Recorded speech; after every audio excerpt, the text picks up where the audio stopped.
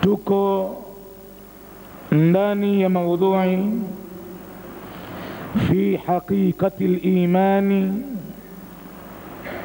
wa alamati, hakika ya imani na alama zake. Hii ndiyo maudhui ambayo tumekuwa tukiendelea nayo katika msikiti huu, na asije akashangaa mtu akaona ajabu ya kwamba watu wanadarasiana, wanadarsishana na kusomeshana kitu kiitwacho imani katika wakati huu. Bado hatujachelewa kuisoma imani, na wala aliyewahi kuisoma imani hajahitimu bado kitu kiitwacho imani. Imani ni kitu kizito, imani ni kitu kigumu, imani ni jambo kubwa. Na ndiyo maana ibada ya saumu, kwa kuwa kullu amali ibn adam lahu illa saumu fa innahu li wa ana ajzi bihi, kama asemavyo Mwenyezi Mungu katika hadithi al-Qudusi al-Jalil. Ndiyo maana ilipofaradhishwa ibada hii, walitakiwa waumini peke yao watekeleze ibada hii kwa tamko la Mwenyezi Mungu, ya ayyuhalladhina amanu, enyi wale ambao mmeamini. Wao ndio wanaoweza kusikiliza amri hiyo inayofuata, na wao ndio peke yao wanaoweza kuitekeleza amri hiyo inavyotakiwa. Kutiba alaikumus siyamu,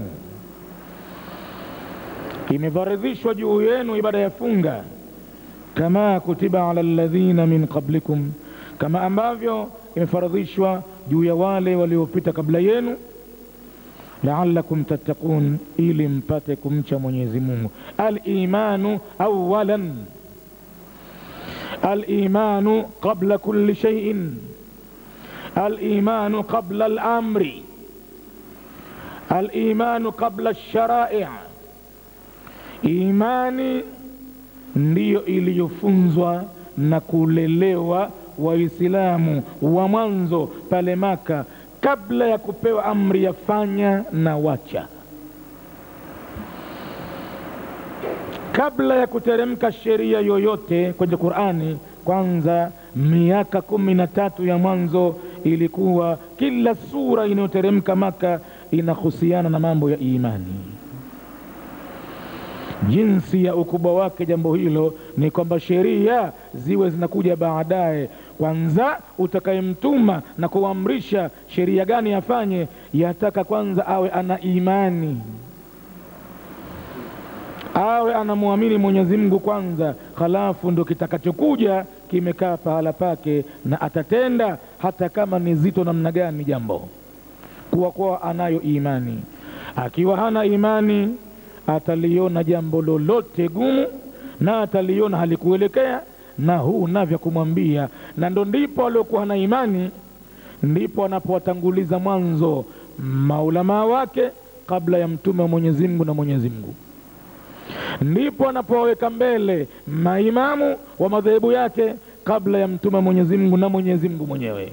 Hii yote ni kwa sababu ya ukosefu wa kitu kiitwacho imani. Kwa hivyo ndiyo maana tunautumia wakati wetu katika kuzungumziana neno imani. Rahisi mno kulitaja kwa mdomo neno imani, lakini sisi tutakuwa tunajifundisha hakikatul imani. Kuna imani ya kutamkwa na kuna uhakika wa nini imani, na kama ipo kwenye moyo wa mtu tutajifundisha vile vile wa alamati, na alama zake imani ni kitu gani. Katika muhadhara au darsa iliyopita nyuma, tuliwataja wakosefu wa imani kwa kulikosa jambo miongoni mwa mambo ambayo huthibitisha imani kuwepo. Wanafiki hawa wametamka shahada zote mbili kwa ulimi, na wakawa wanayafanya mambo yaliyoamrishwa ndani ya Qur'ani kupitia kwa mjumbe wake Mwenyezi Mungu, lakini ndani ya nyoyo zao hawakuwa wakiitakidi yale walioyatamka na yale wanaoyafanya. Kwa hivyo walikuwa wakidanganya katika imani zao. Tukawataja kwamba huo ni mfano wa kwanza, kwamba imani hapo itakataliwa na matendo yote yaliyofanywa bila ya kuitikadiwa ndani ya nyoyo, basi huwa yanapotea bure, hayana maana. Kwa hivyo kusema la ilaha illa Allah Muhammadun Rasulullah peke yake hakutoshi, hata mtu akawa anafanya yale aliyoamrishwa katika kalima ya la ilaha illa Allah bila ya kuitakidi vizuri yale ambayo anayafanya na yale ambayo ameyatamka, basi kutamka na kufanya bado, hiyo siyo hakika ya imani, na alama zake hazipo hapo, zimeondoka. Hiyo ilikuwa ni grupu ya mwanzo tumeizungumza. Imani haiwezi kukubaliwa kwa matendo peke yake na matamshi pamoja na matendo bila ya kuitikadiwa imani ndani ya moyo. Grupu ya pili tulianza vile vile, nayo ni hii ifuatayo: wa man i'taqada biqalbihi. Sasa kuna mtu ameitakidi, kaitakidi kwa moyo wake, wanataka, na akatamka kwa bilisanihi, kwa ulimi wake, kinyume na wa mwanzo katamka na kafanya, lakini hakuitakidi. Huyu wa pili sasa ameitakidi vizuri. Ukimpasua kifuani, lau kashafta an qalbihi la wajadtahu maktuban alayhi la ilaha illa Allah. Kama utampasua mtu moyoni mwake, wallahi utamkuta kama kwamba pameandikwa juu ya moyo wake, hapana afaaye kuabudiwa illa Allah na Muhammadi ni mjumbe wa Mwenyezi Mungu. Ukimpasua utamkuta vile. Wanataka, na ametamka waziwazi mbele za watu na akiwa peke yake, bilisanihi, kwa ulimi wake ametamka waziwazi shahada zake mbili. Lakinahu, lakini yeye, lam yusaddiq i'tiqadahu, hakuisadikisha itikadi yake iliyomo moyoni, wa qawlahu, na hakusadikisha neno lake la shahada alilolitamka, hakusadikisha bil amali, kwa matendo. Huyu grupu ya pili na yule wa grupu ya mwanzo wako sawa sawa katika chungu kimoja, wote hawakubaliwi imani zao.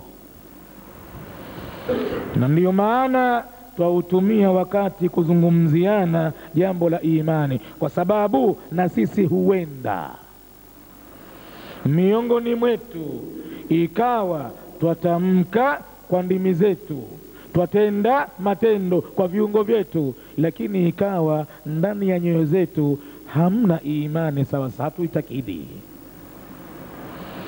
Asiyakadhani mtu ya kwamba katukanwa kuambiwa hivyo. Dalili zaonekana wazi duniani kwamba watu wametamka maneno na wanafanya baadhi ya vitendo vya Uislamu kwa kutumia viungo vyao, lakini walichokiitakidi katika nyoyo zao si sahihi, hakionekani kama cha kweli, kwa sababu ni jambo mustahil kabisa. Muislamu aliyeitakidi kweli kweli jambo lake la dini ni jambo mustahili kabisa kabisa kuonekana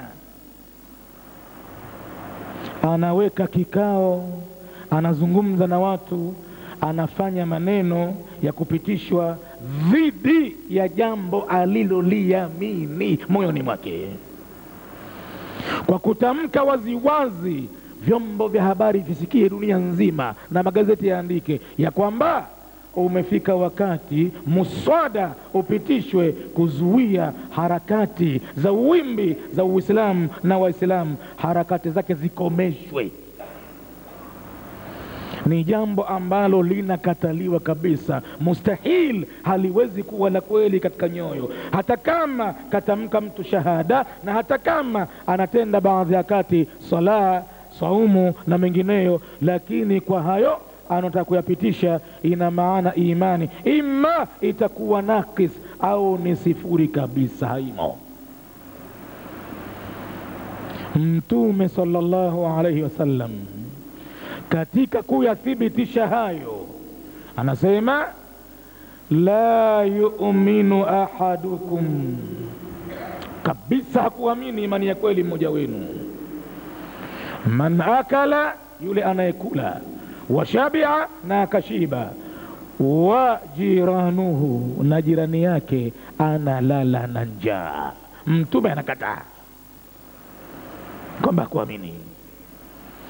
Akasema tena Mtume katika nyanja nyingine, almuslimu, muislamu wa kweli, man, ni yule ambaye salima almuslimuna, wamesalimika waislamu wenziwe, min lisanihi wa yadihi, kutokana na ulimi wake na hata mkono wake. Je, umemuona huyo ulimi wake alivyosema? Anataka kudhibiti harakati za Uislamu na Waislamu. Iko wapi imani? Kwa mujibu wa mafunzo ya Mtume, imani haipo. Maana Waislamu hawakusalimika na ulimi wake, kawatamkia maneno mabaya ya kuwaudhi, ya kuwakata maini. Inabidi wajiulize watu mara nyingi, hawa ni Waislamu wenye kuamini au namna gani hawa? Hiyo ni alama ya grupu hiyo ya kwanza. Grupu ya pili ni hii sasa, na huenda baadhi yetu tukawa tunaishi ndani ya grupu ya pili vile vile. Grupu gani hiyo?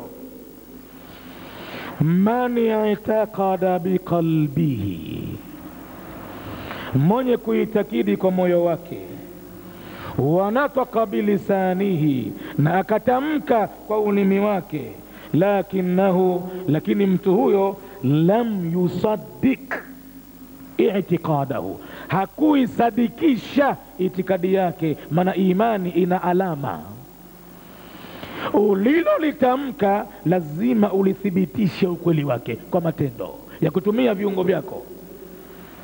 Lam yusaddiq i'tiqadahu, huyo wa pili hakusadikisha itikadi yake, wa qawlahu, na hakusadikisha neno lake, bila amali, kwa matendo.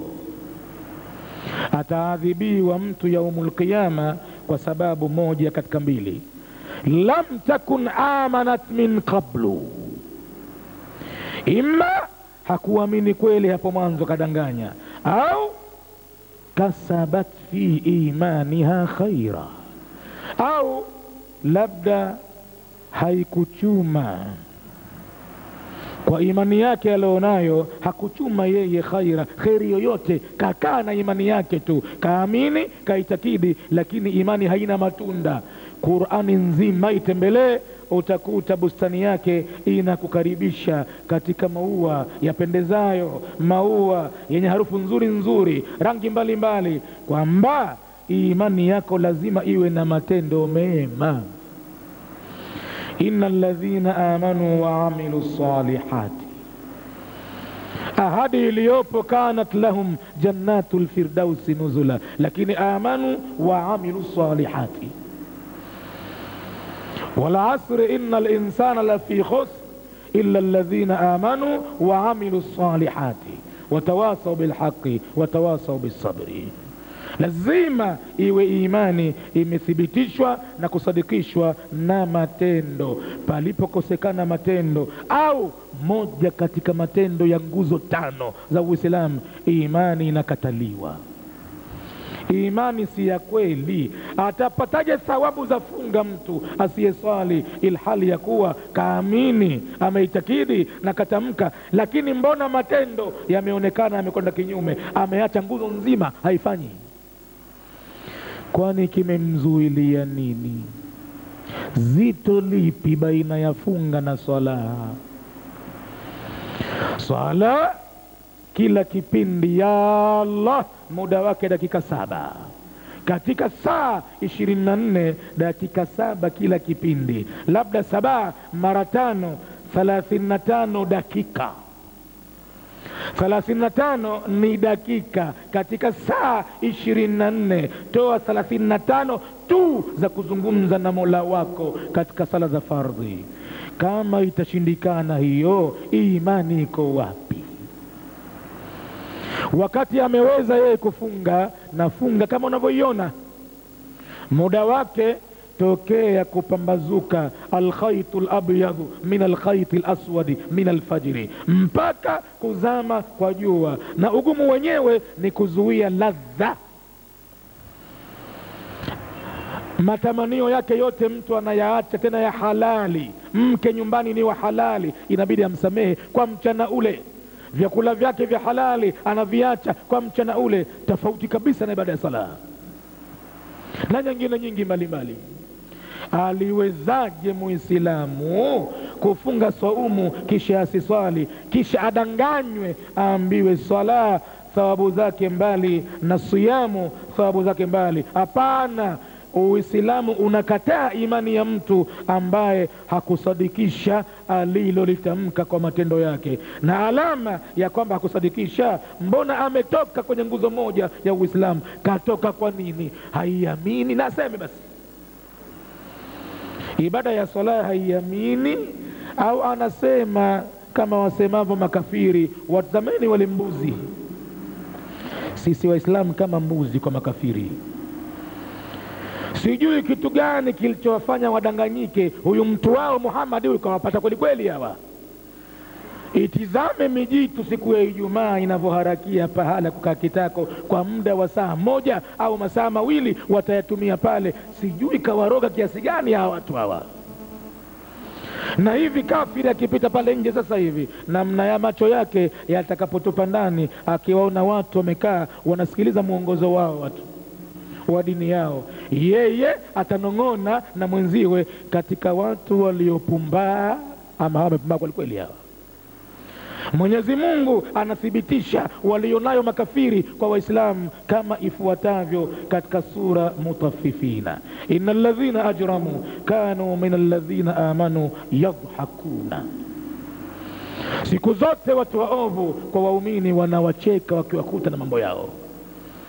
Wa idha marru bihim, na wanapowapita kuwapitia Waislamu wameshughulika na ibada zao na matendo yao, yataghamazuna, waovu konyezana, huinua nyusi wakazipeleka juu.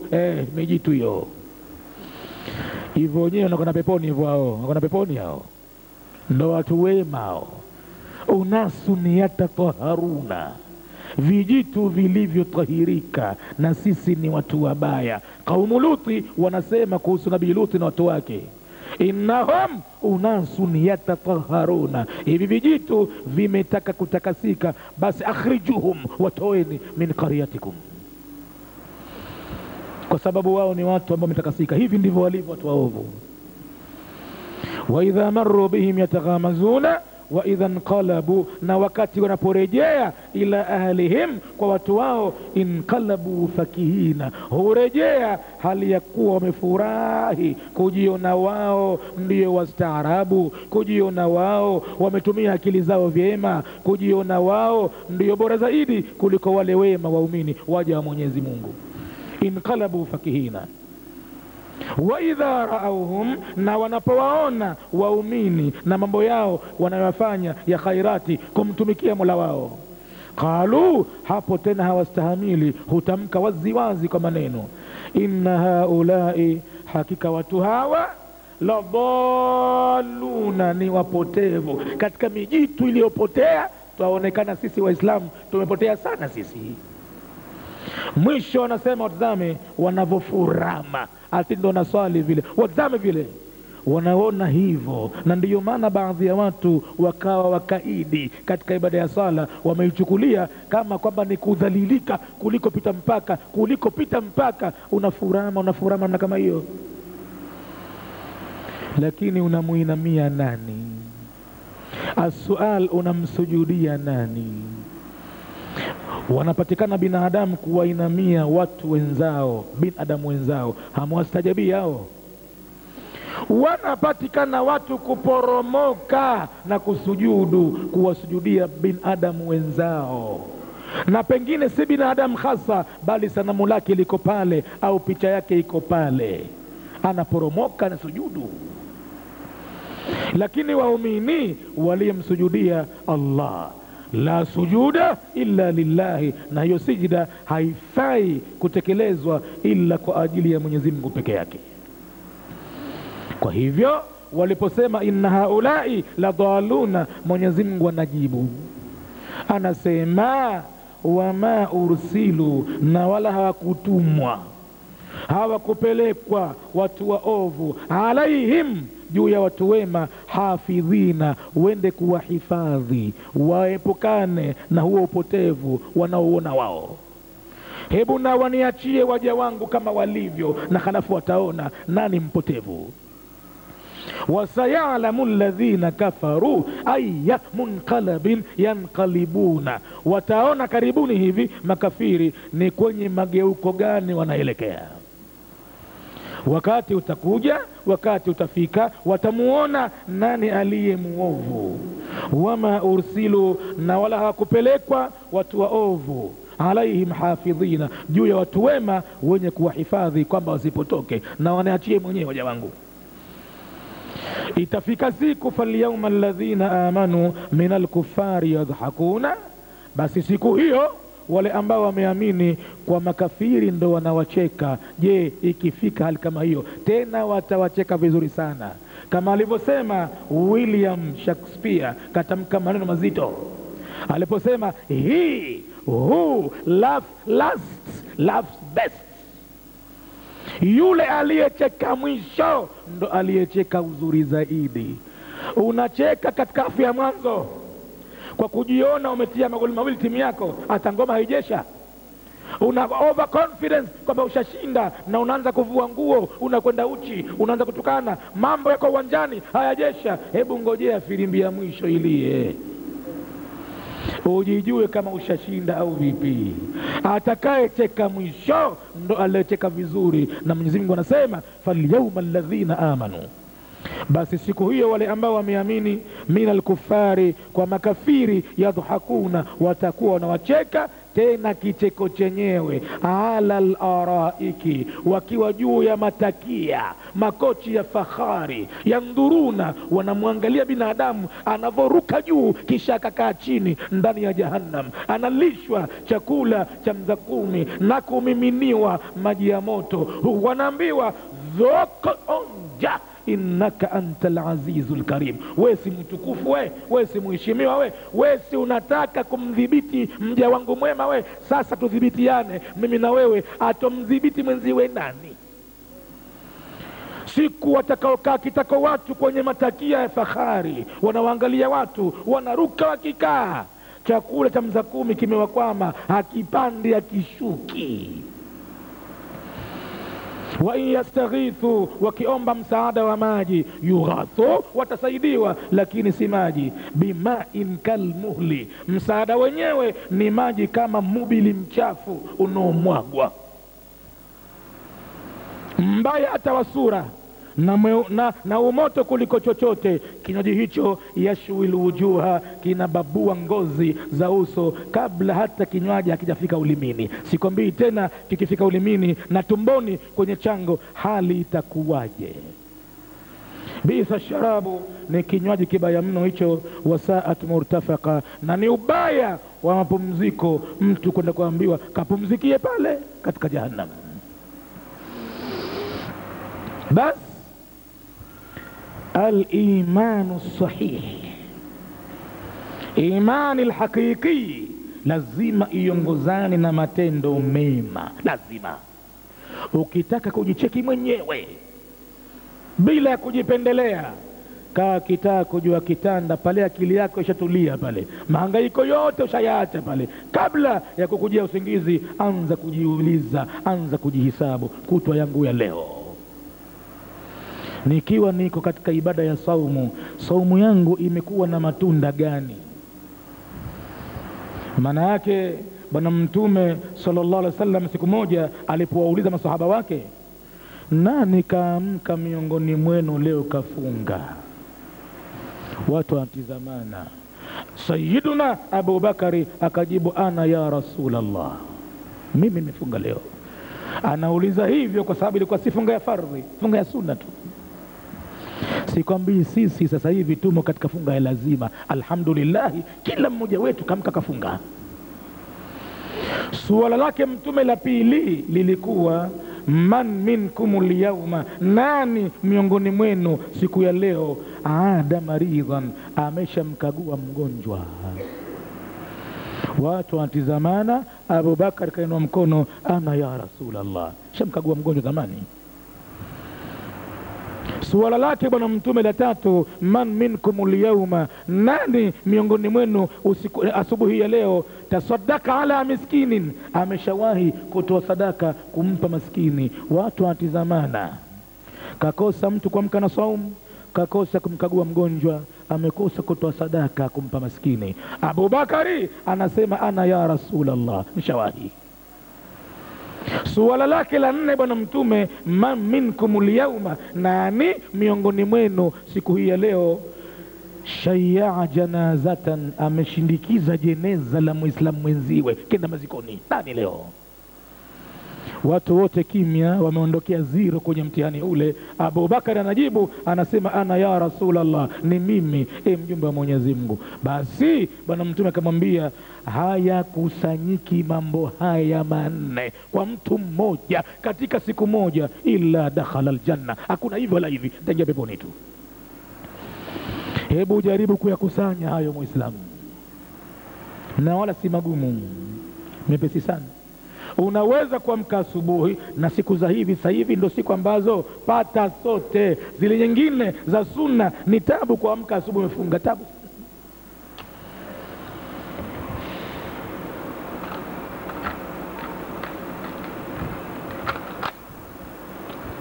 Si rahisi kwa kila mmoja kuamka asubuhi kafunga. Labda hii funga Ramadhani ndo hatuna la kulifanya, tutafanyaje? Na watu wote wanafunga. Lakini pengine baada ya Ramadhani kumalizika, hakuwa mtu na 6 Shawwali, hakuwa mtu na yaumul ithnaini wa yaumul khamisi, hakuwa mtu na yaumu Arafa wala ya Ashura, wala hakuwa na 3 ayamin min kulli shahrin, hakuwa nazo. Wala nani Ashura ya Muharram, hakuwa nayo. Ni kwamba anangojea Ramadhani nyingine, Ramadhani mpaka Ramadhani. Kwa hivyo itakuwa ni vigumu kwa mkasubi kafunga yeye, maana hana mtendo kufunga. Hayumo kwenye grupu waswaimina waswaimati, na wafungaji wanaume na wafungaji wanawake, yeye hayumo. Na ajaribu kuyakabili mengine. Lakini siku za sasa hivi ndio wakati wa musim, wakati wa kuchuma. Unaweza ukafanya ibada nyingi katika wakati mmoja. Unaweza kuamka asubuhi umefunga, na mgonjwa ukaenda ukamkagua. Mgonjwa ukaenda ukamkagua, wakati ukiwa njiani unakwenda kumkagua mgonjwa, au warejea nyumbani kutoka kumkagua mgonjwa, akikuteremkia malakul mauti pale, moja kwa moja ila aljanna, kwa amali ile utukufu wake ulivyo. Mkague mgonjwa katika saumu yako.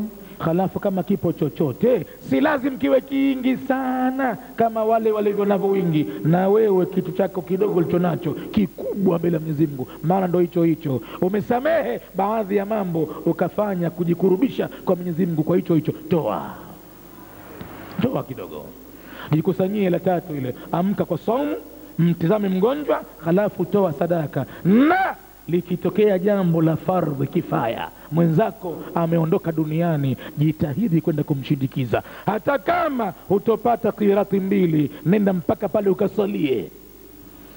Ama ukiweza kwenda mpaka burini ukazika, basi qirati 2 unakuja nazo. Lakini hukuyaweza hayo kwa shughuli mbalimbali ulizonazo, nenda kasimame kumwombea dua mwenzio ili uzipate hizo thawabu. Mtume kamwambia Abu Bakar Siddiqi, haya kusanyiki mambo haya mane kwa mtu mmoja katika siku moja, illa dakhala aljanna, isipokuwa atakuwa ameingia peponi. Na hiyo ndo imani, na hizo ndo alama za imani.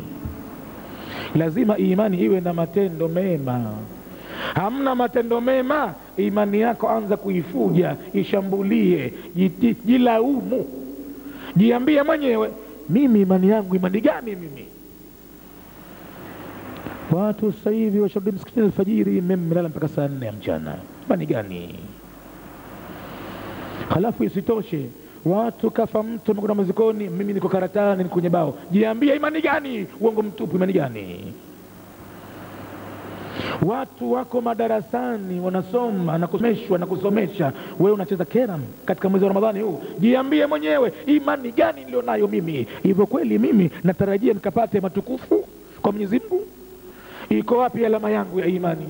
Nafanya nini mimi kikubwa cha kunifanya kwamba ni simboli yangu ile ya imani? Alama yangu iko wapi? Unapokaa kitandani usiku kabla ya kulala, jiulize, uanze kujihesabu kutwa yako namna ulivyoipeleka. Ziangalie swala zako moja baada ya moja, namna ulivyoziswali. Je, kwa wakati wake zote 5? Na kama kwa wakati wake, ipi na ipi na ipi zilikuwa jamaa na nyingine zikawa zimeanguka, daraja za jamaa zikupata? Na hizo ambazo ni jamaa, ipi na ipi ulikuweko nyuma ya imam takbira ya manzo alipohirimia, na we pale pale ukahirimia? Ipi na ipi? Au ulikimbilia kwenye tahiyatu ya mwisho kakakitako pale ukaenda Allahu Akbar, Allahu Akbar? Jamaa umepata, sikwambia kupata, lakini thawabu nyingi umezikosa, daraja nyingi zimekupita. Unakaa kitako usiku, jiulize, imani yangu ukweli wake uko wapi? Unaanza kujisuta, unaanza kujilaumu, unaanza kujikosoa kabla hujafika siku ya kukosolewa. Jikosoe mwenyewe, jilaumu mwenyewe, jishambulie mwenyewe. Kabla ya kukujia usingizi, jitizame mwenyewe, funga yako umeifunga vipi mchana kutwa? Ukumbuki kuna wakati ulimsema mtu na mwenzio, jikumbushe uzuri mchana kutwa, jikumbushe tu wewe. Halafu jikumbushe vile vile kama kuna jema lipi zaidi ya kukaa na njaa na kiu. Kitu gani umefanya ndani ya saumu? Umesoma Qur'ani angalau juzuu moja, na kama si juzuu moja, nusu juzuu, kama si nusu, robo ya juzuu, kama si robo ya juzuu, basi angalau makra 1-2 hivi. Je, ulipata chochote? Kama ni 0, basi mwenyewe bila ya kujipendelea sema, kama kutatolewa tangazo waambiwe watu haya ingieni peponi, anza kujihesabu. Kama itaambiwa ila mmoja kafeli, sema kwamba mimi ni mmoja wenyewe. Ndivyo alivyokuwa Amirul Mu'minina Umar ibn al-Khattab, huyo mwenye cheo kikubwa. Qur'ani ikiteremka inawafikiana na rai zake bwana huyo, si mara moja, si mara 2.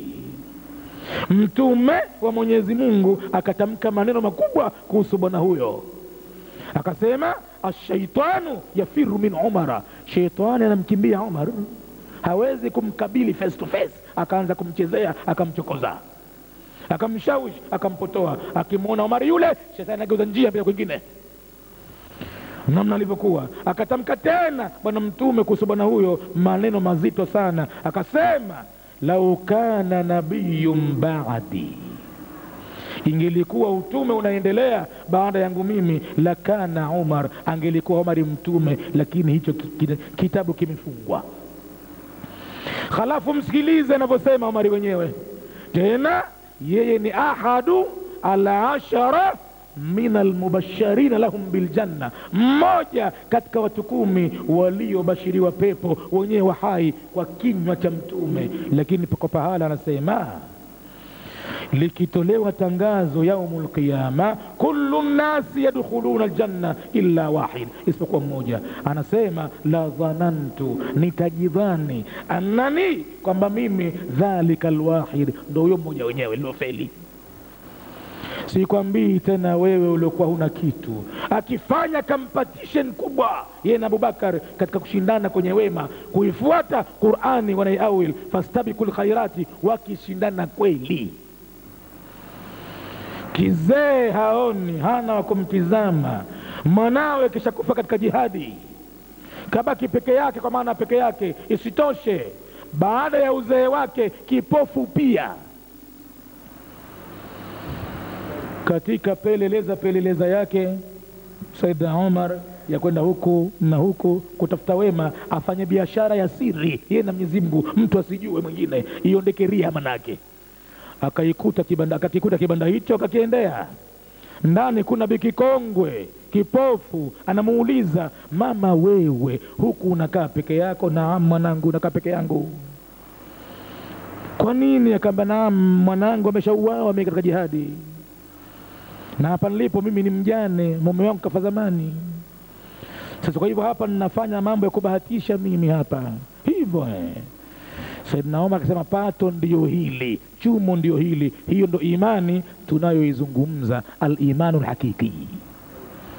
Kipato ndo hichi, kuchuma ndo huku. Akamsikiliza mamangu, hapa mimi na sign contract kwako, kwa lugha ya sasa kimjini, ya kwamba nitakuwa nikikuletea chakula hapa na nitapika mwenyewe, nitatayarisha mwenyewe, na wewe kazi yako ni kula tu. Nitakufulia nguo zako mama yangu hapa, nitakuwa nikifagia nyumba hapa, na nikikutekea maji hapa mimi najaza. Jambo hili nataka liwe siri baina yangu na wako. Kama kuna watatu anatujua, labda mwenyewe Mwenyezi Mungu peke yake, lakini usimwambie mtu. Anawaogopa wenziwe, maana anamjua Abubakar vilivyo, anamjua. Mtume katamka, lau huzina imanu ahlul ardhi jami'an, laiti kama zingepimwa imani za watu ardhini wote dunia nzima, zikapimwa zikatiwa kwenye sahani moja ya mezani, na imani ya Abubakar ikawekwa katika sehemu ya pili ya mezani, Mtume anasema wallahi la rajaha imanu Abubakar, itakuwa nzito imani ya Abubakar kwa watu wote duniani, akiwemo Omar mwenyewe. Basi akimuogopa, akimchunga sana, atanipita, atanipiku lazima.